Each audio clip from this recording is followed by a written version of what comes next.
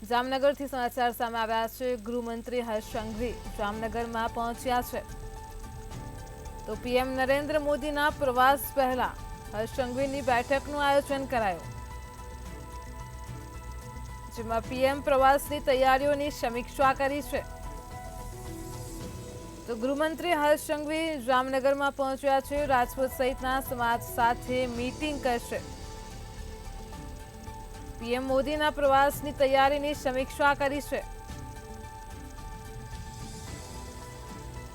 તો ગૃહમંત્રી હર્ષ સંઘવી જામનગર ખાતે પહોંચ્યા છે। પીએમ નરેન્દ્ર મોદીના પ્રવાસ પહેલા જ હર્ષ સંઘવીએ બેઠક કરી છે। પીએમ પ્રવાસની તૈયારીની સમીક્ષા કરી।